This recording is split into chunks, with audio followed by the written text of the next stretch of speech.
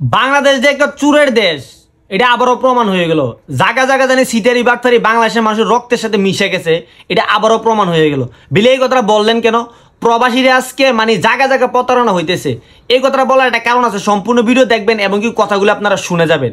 বিষয়টা হয়েছে যে গত আপনার জুলাই মাসের 29 তারিখে আমার বাতিজামাই কাতার থাকে, তিনি ওইখান থেকে মাছ অর্ডার করছে।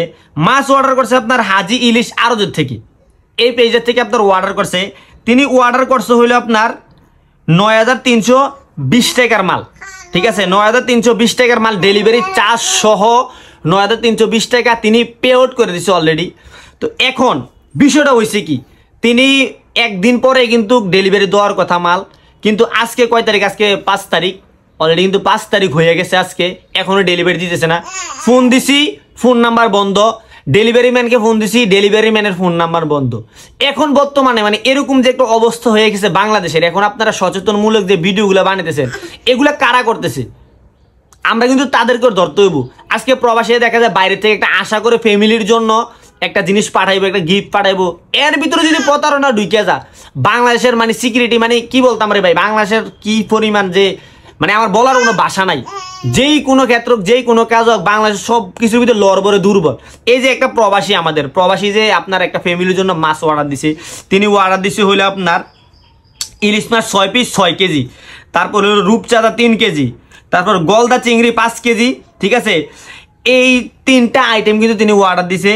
পুরাটা বিল আসছে আপনার 9320 টাকা, তিনি পুরাটা কিন্তু পে আউট করে দিছে। কিন্তু তিনারে যখন ফোন দেওয়া হয়েছে তখন বলতেছে যে কিছু সমস্যার কারণে ইস্যু প্রথম দেখাইছে, এখন বর্তমানে তাদের ফোন নাম্বারে বন্ধ।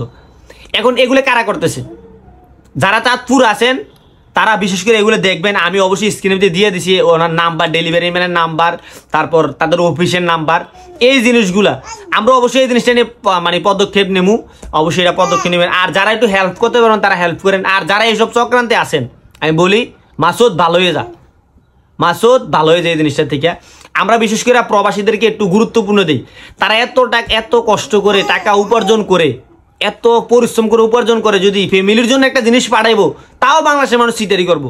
বাংলাদেশের ভিতরে এত চিটার ভরে গেছে, অনলাইনে কোনো ভরসা নেই। বর্তমানে অনলাইনে কোনো ভরসা নেই, হাজার হাজার ভিডিও চোখের সামনে পড়ে। কিন্তু এখন বর্তমানে আমাদের সাথে গইটা গেছে বিষয়টা।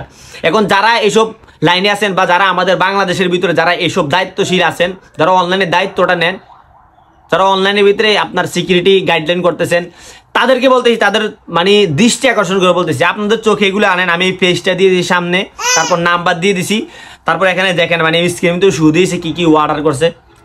সত্যি কথা বলতে ভাই, প্রবাসীরা এত কষ্ট করে উপার্জন করে যদি মানে শেষ সময় মানে তারা আইসা যদি প্রতারণা হয় তাহলে কীভাবে হইব বলেন? অনলাইনে তো মানুষের বাইরের দেশে কত উন্নত, সিটারি বাটফারি নেই বাইরের দেশের ভিতরে, বাংলাদেশের ভিতরে দৈনিক সিটারি বাটফারি, দৈনিক সিটার বাটফার বাড়তেছে, আর কমতাছে না।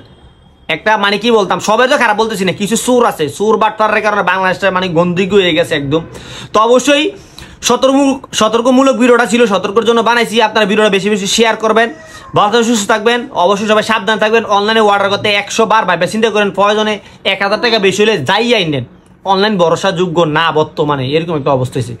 ইনশাল্লাহ সুস্থ থাকবেন সবাই। আসসালামু আলাইকুম সবাইকে।